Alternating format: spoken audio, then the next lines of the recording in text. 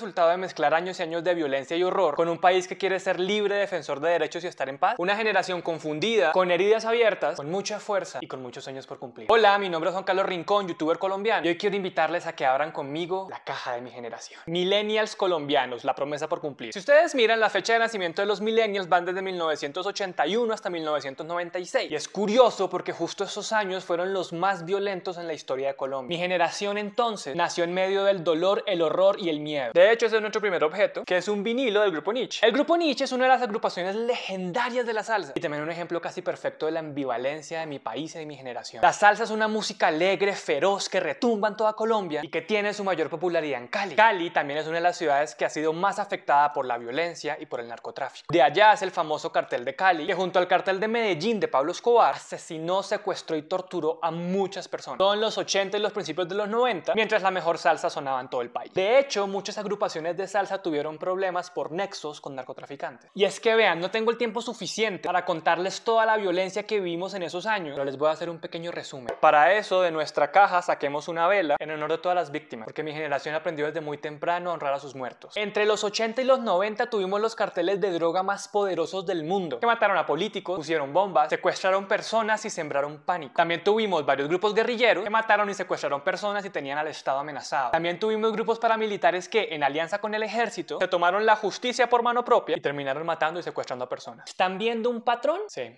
horrible. Nosotros crecimos en medio de eso. Siguiente objeto. Esta cobija me recuerda a mi infancia. Y quiero tenerla porque les voy a hablar de un par de cosas muy difíciles. Yo tengo grabadas en mi memoria un par de veces que cuando tenía 12 años, compañeros de mi colegio no llegaban a clase porque les habían secuestrado familiares. Eventualmente, en un robo a una casa de mis abuelos, yo mismo sería amordazado. Pusieron una pistola en mi cara. Como ven, mi generación creció con la violencia como norma. Hay un dicho en Colombia de que todas las personas somos víctimas de la guerra, pero por supuesto hay personas que la tuvieron peor que yo. De hecho, aquí saco otro objeto que es esta carpeta. Es muy común en mi país, yo lo usé en el colegio, lo usé en la universidad, y que en los juzgados se utiliza para guardar muchos procesos, que es lo que le pasa a muchos de los casos de víctimas del conflicto que siguen sin ser resueltos. En total, se estima que Colombia tiene más de 9 millones de víctimas y 6 millones de personas que fueron desplazadas de sus hogares. Como dijo un historiador, Jorge Orlando Melo, para los colombianos nada es más familiar que la sensación de que el país se encuentra siempre en crisis, al borde del colapso. Colombia es una herida abierta que carga mi generación. Pero nuestro país y nuestra generación somos resilientes. Yo nací en 1991, el mismo año que pasó algo. Contra todo pronóstico, Colombia adoptó una nueva constitución. Y no cualquier constitución, sino un documento que se volvió referente en toda América Latina. Aquí saco mi Kindle porque como buen millennial no tengo la constitución impresa. Con la constitución se expandieron los derechos, se crearon nuevos mecanismos de justicia, se fortaleció la democracia, se reconoció que somos un país diverso. Sí, mientras estábamos en la peor época de violencia, Colombia logró decir, no, podemos ser un gran país. Yo no sé si eso es muestra de mucho optimismo o de si perdimos la cabeza, pero la constitución del 91 marcó los 30 años que vendrían después. Gracias a la Corte Constitucional, más personas pudieron acceder a la justicia. Colombia se convirtió en uno de los primeros países del continente en reconocer los derechos de las personas LGBT. De hecho, aquí les puedo mostrar un objeto que tengo en la pared. Los grupos indígenas y afro reconocieron reconocimiento, protección y tierras colectivas. Más gente empezó a participar en elecciones. Y varios años después, mi generación llegó a la mayoría de edad mientras un presidente con rasgos autoritarios quería quedarse en el poder para siempre. Ahí empezaron muchos movimientos jóvenes y adivinen, gracias a la Constitución pudimos evitar que él destruyera la democracia. Entonces, del dolor y el horror nació una promesa, un regalo y un reto a nuestra generación. Nos dieron la oportunidad de crear y soñarnos una Colombia distinta. ¿Y cómo va eso? Bueno, aquí tengo que sacar otro objeto que es esta matera porque todo el mundo sabe que los millennials nos encantan las plantas con este letrero de Colombia, pero todavía no hemos decidido qué vamos a poner acá porque el otro resultado de la violencia es la indiferencia. Entonces vivimos en esta ambivalencia. Colombia tiene movimientos jóvenes vibrantes, pero también mucho desinterés y cinismo. Aquí saco la camiseta blanca que utilicé cuando hubo protestas a favor de la paz. En el 2016 tuvimos por fin la oportunidad de respaldar un acuerdo de paz con la guerrilla más grande del país y muchos jóvenes no fueron a votar. Es que ese día llovió mucho y bueno, ustedes saben, las almohadas son tan cómodas. Entonces Colombia es una pregunta abierta. Mientras grabo esto llegamos a un mes de paro nacional y el horror apareció de nuevo. Decenas de manifestantes asesinados por la policía, mujeres víctimas de violencia sexual, personas desaparecidas, caos y mucho dolor. Pero también hemos visto la creatividad y la fuerza de una generación que se toma las calles porque quiere un país más incluyente. 1 de cada 3 jóvenes no puede trabajar ni estudiar. El desempleo es peor en los jóvenes y afecta especialmente a las mujeres jóvenes. La verdad es que ahora estamos reclamando el control. Nos prometieron el país y el futuro, pero nos entregaron deudas históricas. Ahora es nuestro turno de crear el nuevo país. Manténganse sintonizados. Este video fue hecho para el Simposio Cultural en Weimar del Goethe Institut.